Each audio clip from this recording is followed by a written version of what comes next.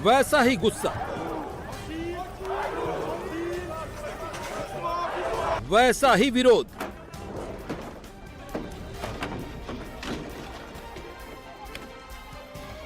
पर ये नेपाल नहीं है।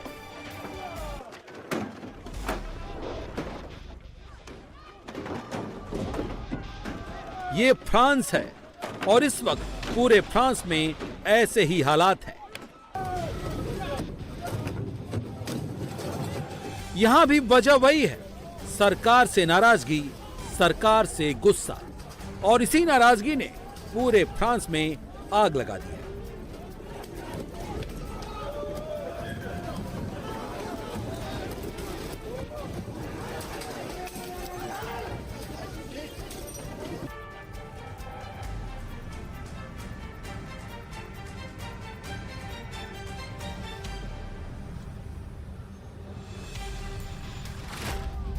लोग सड़कों पर उतर आए हैं। पूरा फ्रांस धू धू करके जल रहा है।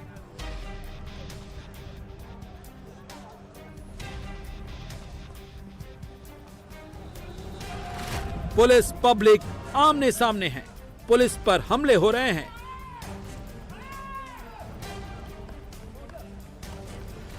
पब्लिक की अरेस्टिंग हो रही है। आंसू गैस के गोले चल रहे हैं।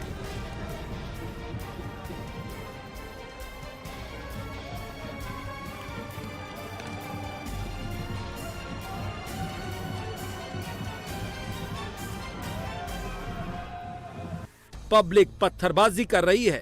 पुलिस की गाड़ियां तोड़ी जा रही हैं। सड़कों को ब्लॉक किया जा रहा है। फ्रांस में हालात बहुत नाजुक हैं।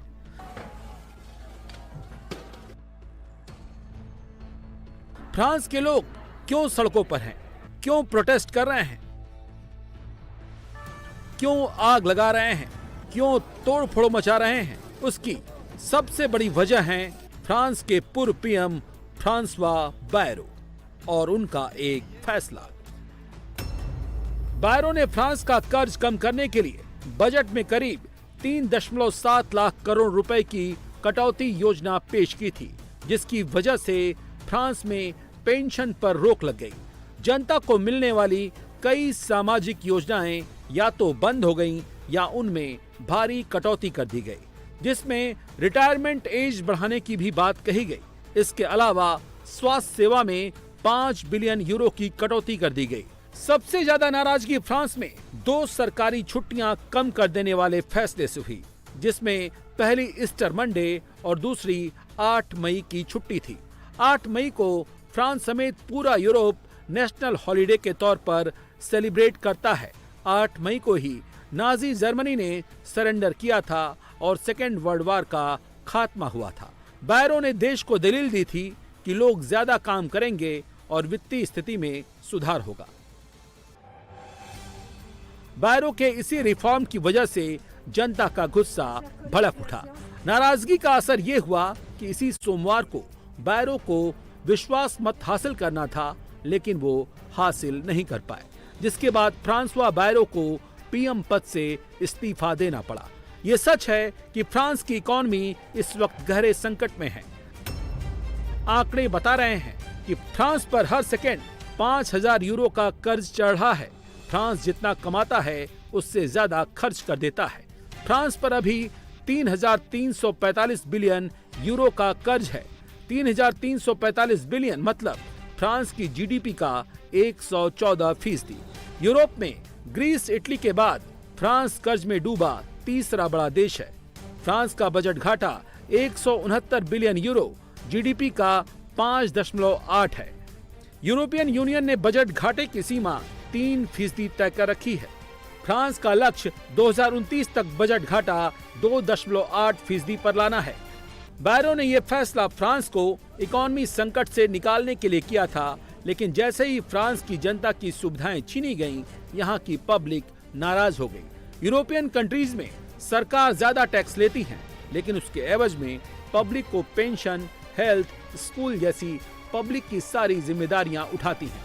लेकिन इस फैसले के बाद जैसे ही उनकी सुविधाओं में कटौती हुई, पब्लिक का गुस्सा फट पड़ा। फ्रांस को इकॉनमी में सुधार की बहुत बड़ी जरूरत है, लेकिन इकॉनमी रिफॉर्म फ्रांस में सरकारों के लिए चुनौती बन चुका है। फ्रांस में एक साल में चौथी बार प्रधानमंत्री को बदलना पड़ा है। सितंबर 2024 में गैब्रियल अटल के इस्तीफे के बाद माइकल बर्नियर पीएम बने थे। दिसंबर 2024 में बर्नियर के इस्तीफे के बाद बैरो को पीएम बनाया गया। बैरो ने इसी जुलाई में साल 2026 के लिए बजट फ्रेमवर्क पेश किया था। इस बजट में करीब 3.7 लाख करोड़ रुपए बचाने की योजना शामिल थी। बैरो का कहना था कि देश का कर्ज अब बहुत ज्यादा बढ़ चुका है और इसे कंट्रोल करना जरूरी है। बैरो ने कहा कि फ्रांस का कर्ज देश की जीडीपी का 114% हो चुका है। बैरो ने कहा, अगर अभी कदम नहीं उठाए गए तो अर्थव्यवस्था पर बहुत बड़ा बोझ पड़ सकता है। मैं पूरा साथ दूंगा और मुझे यकीन है कि मेरे आसपास की पूरी टीम भी सरकार की हर संभव मदद की कोशिश करेगी। सबसे पहले क्योंकि हम उन चीज़ों का थोड़ा अनुभव रखते हैं। हम सोचते हैं कि चुनौतियां, कठिनाइयां थोड़ी कम आसान हैं, लेकिन ये फ्रांस के लिए एक बहुत ही महत्वपूर्ण और बहुत ही चुनौतीपूर्ण है, जो फ्रांस के लिए बहुत खतरनाक भी है। इस बजट में खर्च कटौती और बचत की योजना पर काफी विवाद हुआ। लेफ्ट पार्टियों और मजदूर यूनियन ने बजट की कटौती को आम आदमी के खिलाफ बताया। इसी बजट प्रस्ताव को लेकर संसद में विश्वास मत में लेकर वोटिंग हुई। बैरू सरकार विश्वास मत को लेकर हुई वोटिंग में हार गई। फ्रांस की संसद ने बैरो के बजट और उनकी आर्थिक नीति पर भरोसा जताने से इनकार कर दिया। बैरो की सरकार गिर गई और राष्ट्रपति इमैनुअल मैक्रों को नया प्रधानमंत्री चुनना पड़ा। मैक्रों ने नए पीएम लेकार्नू को साल 2026 के लिए बजट पेश करने का जिम्मा सौंपा है। मैं और मेरी टीम सरकार की मदद करने के लिए हर संभव प्रयास करेंगे। हमें पता है कि चीजें आसान नहीं है और चुनौतियां भी हैं। ये समय फ्रांस के लिए बहुत महत्वपूर्ण है। हमें बदलना होगा और विपक्षी दलों के साथ बेहतर तरीके से काम करना होगा। हमें अतीत से अलग होना होगा। आज से मैं राजनीतिक दलों से मिलना शुरू करूंगा, ट्रेड यूनियन से बात करूंगा और जल्द ही फ्रांसीसी लोगों से भी बात करूंगा। सेबेस्टियन लेकार्नू फ्रांस के सबसे युवा प्रधानमंत्री हैं। लेकार्नू कभी दक्षिणपंथी राजनीति से जुड़े थे, लेकिन 2017 के राष्ट्रपति चुनाव में उन्होंने मैक्रो का साथ दिया। माना जा रहा था कि मैक्रो वामपंथी विचारधारा की ओर रुख करेंगे, लेकिन इस फैसले से उन्होंने साफ कर दिया कि ऐसा नहीं होगा। लेकार्नो की नियुक्ति ने फ्रांस में मैसेज दे दिया कि मैक्रो अल्पमत सरकार के बावजूद अपने प्रो इकोनॉमी सुधार एजेंडे को आगे बढ़ाते रहेंगे, जिसका सीधा असर फ्रांस के लोगों पर पड़ने वाला है। इसी के बाद से फ्रांस के लोग सड़कों पर आ गए। फ्रांस के लोगों ने ब्लॉंकास्टॉट, जिसे फ्रेंच भाषा में ब्लो को ट्यू कहा जाता है, मतलब ब्लॉक एवरीथिंग, सब कुछ ब्लॉक कर दो, की अपील की। सोशल मीडिया पोस्ट पर बजट में प्रस्तावित कटौती के विरोध में ही 10 सितंबर को फ्रांस में आम हड़ताल का आह्वान किया गया। सोशल मीडिया पर ब्लो को ट्यू नाम से लोगों को सड़कों पर उतरने को कहा गया।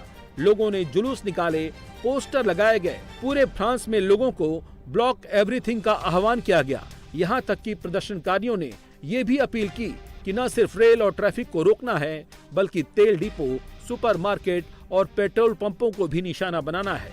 नतीजा ये हुआ कि 10 सितंबर को पूरा फ्रांस जल उठा। नकाबपोश प्रदर्शनकारियों ने जगह जगह कचरे के डिब्बे और बैरिकेड्स लगाकर सड़कें जाम कर दी। बोर्दा और मार्सेले जैसे शहरों में भीड़ ने चौराहों को घेर लिया। पुलिस पर फ्लेयर्स और बोतलें फेंकी गईं, जबकि राजधानी के रेलवे हब गारे दु नॉर पर भी प्रदर्शनकारियों ने धावा बोल दिया।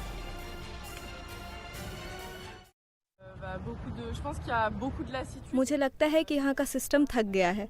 लोग परेशान हैं, लोगों में बहुत निराशा है।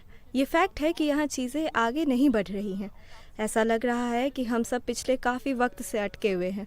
हर तरफ फैला असंतोष, अवरोध पैदा करना इसी निराशा का नतीजा है। फ्रांस में ये प्रोटेस्ट इतना बढ़ गया है कि बजट कटौती के विरोध में 1 लाख लोग सड़क पर हैं, जिनको रोकने के लिए 80,000 पुलिस कर्मियों की तैनाती की गई है, जबकि 300 प्रदर्शनकारियों को गिरफ्तार कर लिया गया है। कहा जा रहा है कि अगर सरकार इसे रोक नहीं पाई तो ये प्रोटेस्ट येलो वेस्ट प्रोटेस्ट से भी ज्यादा बड़ा हो सकता है। जब 2018 में फ्रांस के लोग सरकार की आर्थिक नीतियों के खिलाफ सड़क पर उतर आए थे। येलो वेस्ट प्रोटेस्ट 1 साल 6 महीना 45 दिन तक चला। प्रोटेस्ट 17 नवंबर 2018 से शुरू हुआ था और 28 जून 2020 को खत्म हुआ। 2 लोगों ने फेसबुक पर ब्लॉक ऑल रोड्स नाम से पोस्ट डाला। उसके बाद इससे जुड़े कई पोस्ट किए गए जो पूरे फ्रांस में फैल गए। तेल की बढ़ी कीमतों के खिलाफ येलो वेस्ट प्रोटेस्ट शुरू हुआ था। फ्रांस में 17 नवंबर 2018 को हजारों लोग सड़कों पर उतर आए। सभी प्रोटेस्टर्स ने येलो कलर का हाई विजिबिलिटी जैकेट पहना हुआ था। 5 लाख से ज्यादा येलो कलर के हाई विजिबिलिटी जैकेट बांटे गए थे। तब मौजूदा राष्ट्रपति मैक्रो के खिलाफ ही ये प्रोटेस्ट हुआ था। उस साल तेल के दाम में 20% तक की बढ़ोतरी की गई थी। तेल की बढ़ी कीमतों के बावजूद तेल पर अलग से ग्रीन टैक्स लगा दिया गया था। लोगों ने इसके विरोध में सड़कें जाम कर दी, आग लगा दी, पुलिस से झड़प हुई। लोगों की मांग थी कि सरकार उनकी सैलरी, पेंशन बढ़ाए, बेहतर हेल्थ पैकेज दे, सोशल सिक्योरिटी पेमेंट और मिनिमम वेज की भी मांग की गई थी। प्रोटेस्टर में कई लोग मैक्रो के इस्तीफे की भी मांग करने लगे थे। 2017 में लोगों ने मैक्रो को भारी उम्मीद से जिताया था। लोगों की उम्मीद थी कि मैक्रो उनका फायदा करेंगे। येलो वेस्ट प्रोटेस्ट के बाद मैक्रो को अपना फैसला वापस लेना पड़ा था। प्रदर्शन फ्रांस की सीमाओं के पार तक पहुंच गया था। ब्रसेल्स, नीदरलैंड के शहरों में प्रोटेस्ट हुए। फ्रांस के बाद ताइवान में भी येलो वेस्ट प्रदर्शन हुआ। ताइवान में पर्सनल टैक्स में बदलाव के खिलाफ प्रोटेस्ट हुआ। इस बार फ्रांस के हालात पहले से ज्यादा खराब हैं और मैक्रो और नए प्रधानमंत्री लुकार्नो के लिए चुनौतियां भी पहले से ज्यादा बड़ी हो चुकी हैं।